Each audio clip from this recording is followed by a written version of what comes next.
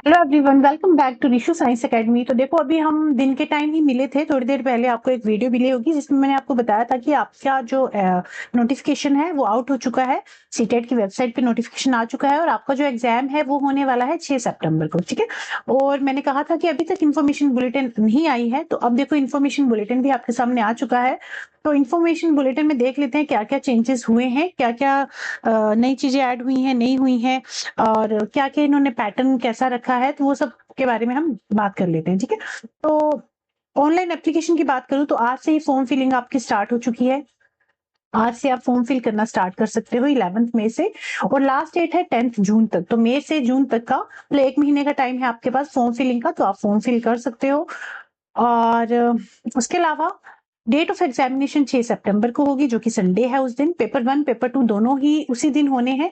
उसके साथ साथ पेपर 2 शिफ्ट में होता है, आपको पता है। पेपर 2 जो है मॉर्निंग में होगा, मॉर्निंग शिफ्ट में 9:30 से 12 बजे तक, और पेपर 1 जो है इवनिंग के टाइम होगा 2:30 से 5 बजे तक। तो ये टाइमिंग रहने वाली है दोनों पेपर की। उसके अलावा इन्होंने एक और बात कही है कि in case number of candidate अगर इंक्रीज करते हैं तो एक और डेट जो है ये निकाल सकते हैं, जो होगी 5 सितंबर की।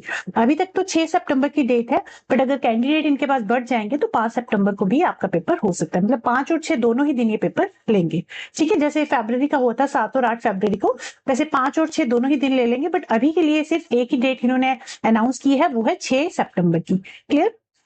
तो ये तो होगी डेट की बात। उसके अलावा ये जो फॉर्म फिल है, आप ऑनलाइन जाके ctet.nic.in से जाके फॉर्म फिल अपना कर सकते हो, एंड वेबसाइट से भी कर सकते हो cbse.gov.in से।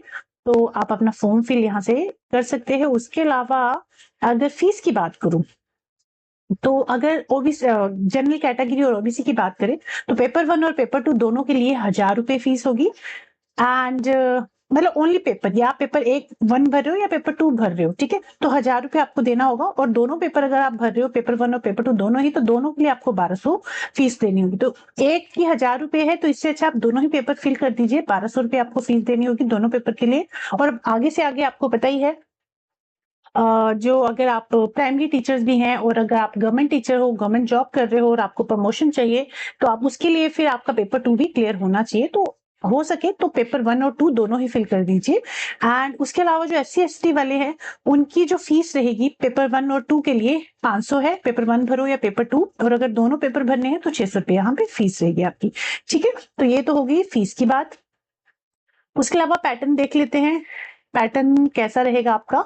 तो पैटर्न में देखो कोई बदलाव नहीं हुआ, पैटर्न अभी भी वैसा ही है जैसे पहले हुआ करता था। टाइमिंग की बात हमने कर ली है। पैटर्न की बात देखो, पहले भी आपका 150 मार्क्स का पेपर आता था, 150 नंबर का पेपर था, अभी भी 150 नंबर का ही पेपर है, इसमें कोई नेगेटिव मार्किंग नहीं है।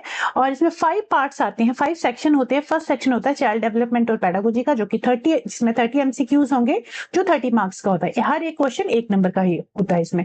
ठीक है। मैथ्स जो है कंपल्स मतलब मैथ्स भी 30 नंबर का है, 30 MCQ होंगे और 1 1 नंबर के होंगे, ये भी 30 मार्क्स का होगा। एनवायरमेंट साइंस EVS जो है वो भी 30 नंबर की होगी, इंक्लूडिंग पेडागोजी। 30 नंबर का ये हो गया आपका। लैंग्वेज 1 और 2 दो लैंग्वेज होती है आपके पास, कोई भी लैंग्वेज आप चूज कर सकते हो, इंग्लिश या हिंदी। मोस्टली हम लोग इंग्लिश और हिंदी ही चूज करते हैं, बाकी जिसकी जो लैंग्वेज है आपको 2 लैंग्वेज चूज करनी है। ठीक है।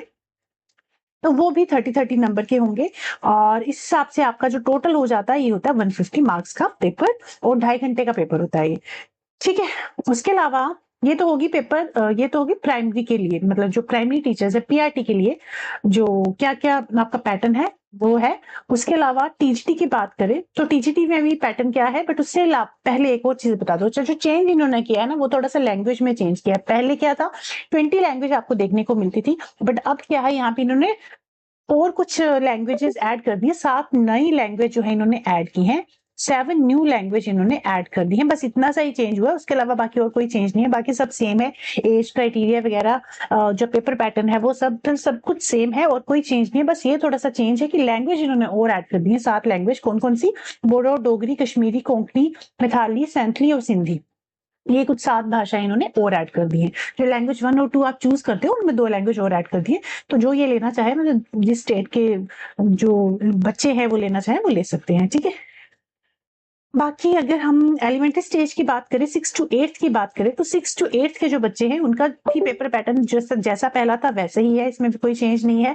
इसमें भी 5 सेक्शंस होते हैं। फर्स्ट सेक्शन होता है चाइल्ड डेवलपमेंट और पेडागोजी, जो कि 30 नंबर का होता है, 30 क्वेश्चन होते हैं इसमें। सेकंड पार्ट में मैथ और साइंस आता है, 30 नंबर का मैथ आता है आपका, 30 नंबर की ही साइंस होती है इंक्लूडिंग पेडागोजी, मतलब मैथ और साइंस दोनों 30-30 नंबर के होते हैं। ठीक है, तो ये भी हो गया आपका 60 नंबर का। और जिसका एसएसटी है उसमें एसएसटी के 60 नंबर का पेपर आता है, 60 क्वेश्चन आते हैं 60 नंबर के। और लैंग्वेज 1 और 2 इसमें भी 2 सेम लैंग्वेज आपको चूज करनी होती है। और उसके अलावा इसमें भी वही चेंजेस हैं कि 7 लैंग्वेज नहीं ऐड कर दी है, बाकी और कुछ चेंज नहीं हुआ है। ठीक है, तो ये होगी एक बात। ये तो हो गया कि पैटर्न आपका। ठीक है, हमने बात कर ली कि डेट कब है, 6 सितंबर को पेपर है। फीस की बात कर ली, टाइमिंग की बात कर ली, पेपर पैटर्न जो है सेम रहने वाला है, कोई भी नेगेटिव मार्किंग इसमें नहीं होने वाली है। ठीक है, अब बात कर लेते हैं सिलेबस की, कि सिलेबस में कोई चेंज है या नहीं।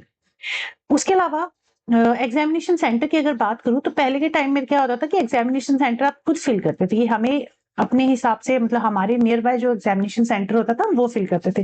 बट अब इन्होंने वो ऑप्शन जो है खत्म कर दिया, एग्जामिनेशन सेंटर ये लोग आपको खुद से ही प्रोवाइड करेंगे। ठीक है, तो एग्जामिनेशन सेंटर आप खुद से नहीं फिल कर पाओगे, ये खुद से आपको एग्जामिनेशन सेंटर देंगे। ये सारी चीजें होगी। अब हम डिस्कस कर लेते हैं सिलेबस का।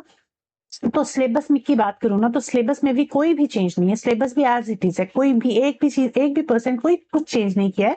तो ये 1st टू 5th का सिलेबस है, चाइल्ड डेवलपमेंट और पेडागोजी। तो आप देख लीजिए, ये सारे टॉपिक है आपके किसके, पेडागोजी के। मैथ्स के का सिलेबस भी दे रखा है। मैथ की जो पेडागोजी है उसके ये टॉपिक है। इन्वायरमेंटल साइंस का जो टॉपिक है वो भी दे रखा है। लैंग्वेज 1 और लैंग्वेज 2 दोनों का सिलेबस आपको यहाँ पे मिल जाएगा, तो यहाँ से आप अपना अपना सिलेबस चेकआउट कर सकते हैं। ठीक है, अब बात करूं अगर 6 टू 8 की एलिमेंट्री स्टेज की, तो साइंस की मतलब सारे सब्जेक्ट की बात कर लेते हैं पहले, तो साइंस की बाद में करते हैं, अपना सब्जेक्ट बाद में बात करती हूँ। तो इसमें भी 30 नंबर का जो पेडागोजी है आपकी वो आएगी, है ना। उसके अलावा मैथ साइंस 30-30 नंबर का, 30 नंबर का मैथ है, 30 नंबर का साइंस है, दोनों को मिला के 60 नंबर हो जाते हैं आपके। ठीक है, तो ये मैथ का सिलेबस है, number system, algebra, geometry, pedagogical issues. Science की बात करें, अब साइंस हम डील करते हैं, आपको पता ही है। और साइंस में हम टोटली चीजें मतलब सिलेबस के अकॉर्डिंग ही करेंगे, और अपने क्वेश्चंस किस तरह से आजकल, अब नाउ डेज जो एग्जामिनर किस तरह से क्वेश्चन फ्रेम कर रहा है उसके हिसाब से सारा कंटेंट हम करेंगे। ठीक है, तो हमारी क्लासेस ऑलरेडी स्टार्ट हो चुकी हैं, 5 से 6 लेक्चर्स हम कर चुके हैं। और अभी आपको डेली शाम को 7 बजे रिकॉर्डेड फॉर्म में साइंस की क्लासेस मिल जाएंगी इंक्लूडिंग पेडागोजी। ठीक है, तो ये साइंस का सिलेबस है और ये साइंस की पेडागोजी का सिलेबस है, तो सारा हम इन डिटेल डिस्कस करेंगे। एंड एसएसटी वाले बच्चे एसएसटी का सिलेबस देख लेंगे, एसएसटी का सिलेबस दे रखा है। बाकी ये मैं पीडीएफ आपको मेरे टेलीग्राम चैनल पे मिल जाएगा। ठीक है, उसके अलावा आप वेबसाइट पे भी चेक कर सकते हो, वेबसाइट पे भी ये सब चीजें मेंशन है। ठीक है, तो बस ये सब बातें हैं। बाकी ये प्रोसीजर आप पढ़ लेना एक बार, अगर आपको लगता है मैंने कोई चीज मिस कर दी हो, नहीं बताई हो, तो ये पेपर ना आप एक बार खुद से रीड आउट जरूर करना। ठीक है, क्या क्या लेके जाना है एग्जामिनेशन हॉल में, कैसे क्या करना है, वो सारी चीज इसमें मेंशन है, तो यहाँ से आप रीड आउट कर सकते हैं। ठीक है, बाकी उसके अलावा सीटेट की, हाँ, मार्क्स की बात करूं, मतलब क्वालिफिकेशन की अगर मैं बात करूं ना, तो जिस बच्चे के नंबर, अगर मान लीजिए जो जनरल कैटेगरी है उस बच्चे के नंबर 90 है, तो 90 नंबर वाला पास होगा। SC/ST वाले में 82 नंबर वाला पास होता है। ठीक है, बाकी बॉर्डर पे ही मत रहना, थोड़ा सा इस तरह से अपनी तैयारी कीजिए कि 130 प्लस आपके आने चाहिए नंबर। और जहां से भी आपको अच्छा लगे, कंफर्टेबल लगे, वहां से आप रीड पढ़ सकते हो। जरूरी नहीं है आपको यूट्यूब से पढ़ना है, आप अपनी बुक से पढ़ सकते हो। यूट्यूब से पढ़ना है तो किसी पर्टिकुलर टीचर से पढ़ सकते हो, ऐसा नहीं है कि आप हर किसी को फॉलो करो, किसी पर्टिकुलर से पढ़ो जहां से आपको समझ में आती है। इधर उधर घूमने से अच्छा है किसी एक को पकड़ लो। ठीक है, क्योंकि सभी टीचर्स अच्छे हैं, सब टीचर अच्छा कराते हैं अपनी तरफ से। तो इस तरह से अपना टारगेट लेके चले, और ऐसा नहीं है कि एक बार दे दिया और एक बार आपका के मार्क्स कम है और आप दोबारा से देना चाहते हो तो आप फिर से दे सकते हो अपने मार्क्स इंप्रूव करने के लिए। और इसकी जो वैलिडिटी है, वैलिडिटी की बात करूं तो वैलिडिटी इसकी कितनी है, वैलिडिटी एक बार दे दो ना, लाइफ टाइम वैलिडिटी है। ऐसा नहीं है कि एक बार दे दिया और 4 साल बाद एक्सपायर हो गया या 5 साल बाद एक्सपायर हो गया, ऐसा कुछ नहीं है। इसकी वैलिडिटी लाइफ टाइम की है। 3-4 बार अगर आपने पेपर दिया है तो आप जो चाहे मार्क्स, मतलब जिसमें आप, जिस पेपर में आपके अच्छे मार्क्स आए हैं उन नंबर को आप यूज कर सकते हो। ठीक है, और वैलिडिटी इसकी लाइफ टाइम है, ये मैंने आपको बता ही दिया। इसके अलावा आप इस पीडीएफ को एक बार खुद से भी गो थ्रू कर लेना। बाकी तो मिलते हैं अपनी नेक्स्ट क्लास में अब। ठीक है, और चलिए फिर ठीक है, पढ़ते रहिए एंड बाय, टेक केयर।